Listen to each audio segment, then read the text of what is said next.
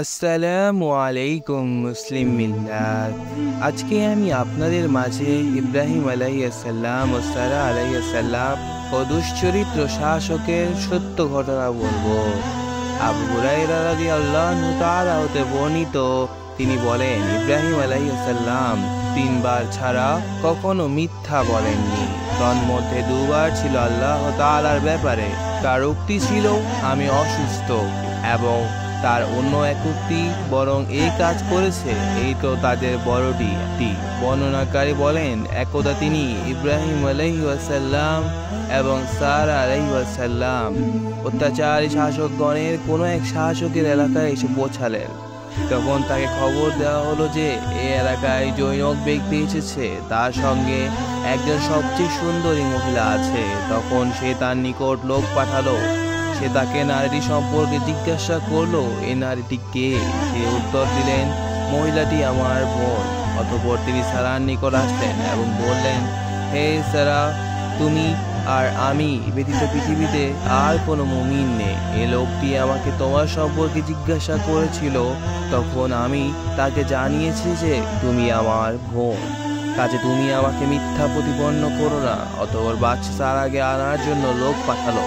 তিনি তার নিকট পরামর্শ করলেন এবং রাজা তার দিকে হাত বাড়ালো। সারা অজু করে সালাত আদায়ের জন্য দাঁড়িয়ে গেলেন এবং দোয়া করলেন, হে আল্লাহ, আমি তোমার উপর এবং তোমার রাসূলের উপর ঈমান এনেছি এবং আমার স্বামী ব্যতীত অন্যদের থেকে আমার লজ্জা স্থানকে সংরক্ষণ করেছি। তুমি এই কাফেরদের আমার উপর ক্ষমতা দিও না। তখন রাজা বেহুশ হয়ে পড়ে মাটিতে পা দ্বারা আঘাত করতে লাগলো। তখন সারা আলাইহিস সালাম বললেন, হে আল্লাহ, এই যদি মৃত্যুবরণ করে তবে লোকেরা বলবে মহিলাটি একে হত্যা করেছে। তখন সে জ্ঞান ফিরে পেল।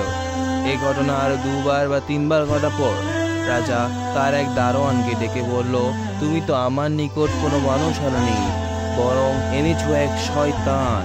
অতঃপর রাজা সারার খিদমতের জন্য হাজেরাকে দান করল। অতঃপর তিনি সারা আলাইহিস সালাম তার ইব্রাহিমের নিকট আসলেন। তিনি দাঁড়িয়ে সালাত আদায় করছিলেন। তখন তিনি হাত দ্বারা ইশারা করে সারা আলাইহিস সালামকে বললেন, কি ঘটেছে? তখন সারা বললেন, আল্লাহ কাফি বা ফাসিকের চক্রান্ত তারই বুকে ফিরিয়ে দিয়েছেন, আর সে হাজেরাকে খিদমতের জন্য দান করেছে। আবু হুরায়রা রাদিয়াল্লাহু তাআলা বলেন, হে আকাশের পানির জমজম ছেলেরা, হাজেরাই তোমাদের আদিমাতা। এখান থেকে আমরা যে শিক্ষা নিলাম, দোয়ার সর্বোত্তম মাধ্যম হচ্ছে নামাজ। নবী রাসূল অনেকবার নামাজের মাধ্যমে আল্লাহর কাছে চাইতেন। হাদিস দ্বারা প্রমাণিত যে নামাজের মধ্যে দোয়া সর্বোত্তম। হাত তুলে তুলে দোয়াও আছে, কিন্তু নিজের দোয়াও নিজে করাই উত্তম, কারণ আমরা চাওয়া পাওয়া আমি কেবল ভালো বুঝবো। ভিডিওটি ভালো লাগলে ভিডিওটি লাইক করবেন। আমাদের চ্যানেলে নতুন নতুন ভিডিও পেতে আমাদের চ্যানেলটি সাবস্ক্রাইব করুন। ধন্যবাদ।